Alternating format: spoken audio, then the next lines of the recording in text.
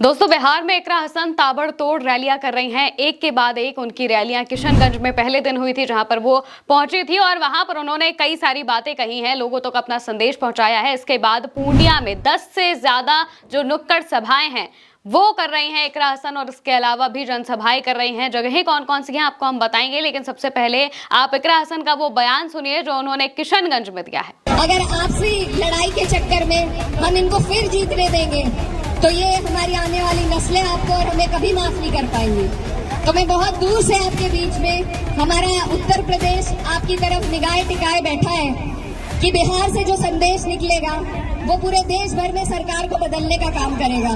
तो मेरे भाइयों,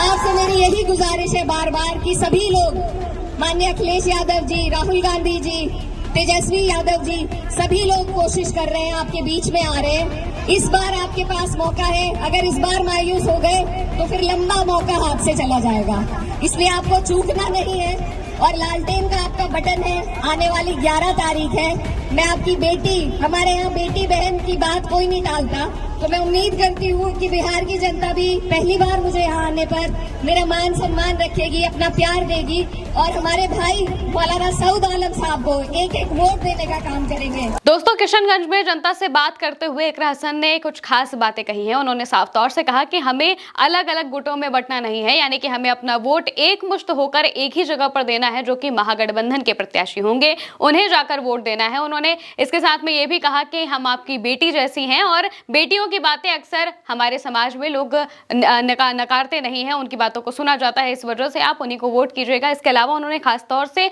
बीजेपी पर भी निशाना साधा है और कहा है कि अगर आप अलग अलग वोट देंगे तो जाहिर सी बात है कि इसका फायदा एनडीए को होगा, जो मौजूदा सरकार है उसे होगा, और इससे जो हमारी आने वाली पीढ़ी है वो बहुत ज्यादा नाराज हो जाएगी, क्योंकि वो नहीं चाहेगी कि यहाँ की जो सरकार है वो बने। और इसके अलावा उन्होंने ये भी कहा है कि बिहार से जो संदेश आएगा वो संदेश यूपी में काम आएगा, और यूपी में भी जब 2027 में चुनाव होंगे तो तब बिहार का ये मैसेज बहुत मैटर करेगा। यानी कि जिस तरीके से अगर बिहार में महागठबंधन की सरकार बनती है तो उससे यूपी में भी समाजवादी पार्टी को बड़ा फायदा देखने को मिलेगा, क्योंकि जिस तरीके से जैसे तेजस्वी यादव को जिताने के लिए समाजवादी पार्टी के नेता लगातार बिहार पहुंच रहे हैं, वहां पर जा रहे हैं, इकरा हसन भी लगातार रैलियां कर रही हैं, तो इससे साफ पता चलता है कि जब 2027 में चुनाव होगा तो समाजवादी पार्टी के लिए भी बिहार से तेजस्वी यादव या फिर कोई बड़े नेता, और भी बड़े नेता महागठबंधन के आएंगे, वो तो बात है ही। लेकिन इस बीच किशनगंज में जब इकरा हसन पहुंची थी तो वहां पर उन्होंने अलग अलग जगहों पर करीब 9 से ज्यादा रैलियां की थी और अलग अलग प्रत्याशियों के लिए की थी।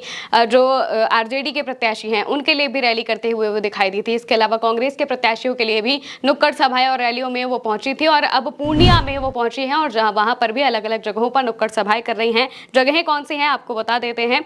इकरा हसन 22 विधानसभा के चोचा भाई धर्मकाटा से नुक्कड़ सभाएं और जनसंवाद की शुरुआत कर चुके हैं। इसके अलावा वो यहां से चटांगी हाट, चरैया मैदान, जनता हाट, सिमलवाड़ी चौक, 22 पश्चिम चौराहा, कन्हरिया चौक, बेलगाछी चौक, डगरुआ, मवेशी हाट, कलाम चौक और टोली चौक समेत कई स्थानों पर आयोजित नुक्कड़ सभाओं में शामिल होंगे। सभा में बड़ी तादाद में लोगों की उमड़ने की संभावना है। इकरा हसन की कोशिश होगी कि चुनावी बयार 22 में महागठबंधन प्रत्याशी पूर्व विधायक अब्दुस सुबहान के पक्ष में मजबूत किया जाए। नुक्कड़ सभाएं और जनसंवाद के जरिए वो एनडीए पर निशाना साधेगी। यानी कि पूर्णिया में 22 विधानसभा क्षेत्र में वो पहुंची हैं और वहां पर अलग अलग जगहों पर वो नुक्कड़ सभाएं कर रही हैं, जनसंवाद कर रही हैं, लोगों के बीच जाकर अपनी बातें बता रही हैं और लोगों से कह रही हैं कि एकमुश्त होकर महागठबंधन को ही वोट दिया जाए। और इसके बाद जिस तरह से किशनगंज में सबसे पहले इकरा हसन ने रैली की थी, इसके बाद उनकी डिमांड बहुत ज्यादा बढ़ गई है। महागठबंधन के जितने भी प्रत्याशी हैं, खासकर सीमांचल के इलाके में, वो चाहते हैं कि इकरा हसन उनके लिए आकर कैंपेनिंग करे, उनके लिए आकर वोट मांगे, क्योंकि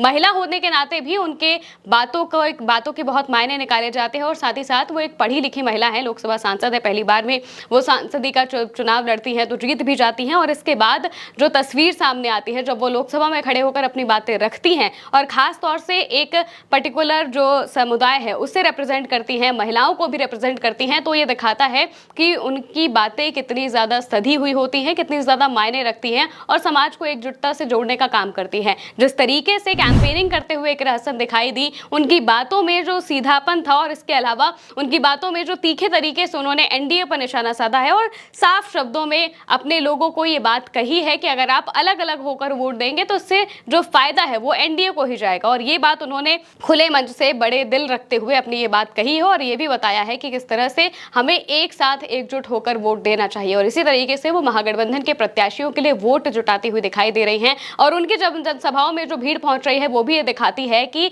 उन्हें कितना ज्यादा लोग पसंद करते हैं। वो चाहते हैं कि इकरा हसन जैसी महिला आकर उनके लिए उनके क्षेत्र में आए, अपनी बातें बताए, ताकि वो उस हिसाब से अपना जो फैसला है वो ले सके। क्योंकि अगर हम इकरा हसन को देखते हैं तो वो जिस तरीके से कैंपेनिंग करती हैं, अपनी बातों को रखती हैं, उसका बहुत ज्यादा प्रभाव पड़ता है और इसी वजह से अलग अलग जगहों से उन तक अब ये भी बातें पहुंचने लगी है कि उनके लिए जो बाकी के जो प्रत्याशी हैं उनके लिए भी वो प्रचार करने के लिए पहुंचे सीमांचल के इलाकों में। चूंकि मुस्लिम आबादी ज्यादा है, इस वजह से भी वो चाहते हैं कि इकरा हसन वहां पर पहुंचकर कैंपेनिंग करे, क्योंकि वहां पर एआईएमआईएम लगातार मजबूत हो रही है। असदुद्दीन ओवैसी हैदराबाद से आए हैं और वो भी लगातार अपनी जो कैंपेनिंग है वो भी कर रहे हैं। किशनगंज में भी उन्होंने बहुत अच्छी कैंपेनिंग की थी। इसी वजह से ये जो वोट है ये बटे ना, इसी को देखते हुए इकरा हसन जैसे जो दिग्गज नेता हैं उन्हें उतारा गया है। इसके अलावा भी आने वाले वक्त में बड़े बड़े नेताओं को, समाजवादी पार्टी के और जो कांग्रेस है उनके भी बड़े नेता जैसे इमरान प्रतापगढ़ी को उतारा गया है, ताकि वो भी अलग अलग जगहों पर जाए, कैंपेनिंग करे और महागठबंधन के जो वोट शेयर है उसे और मजबूती से सामने रखे और लोगों तक ये बातें पहुंचाए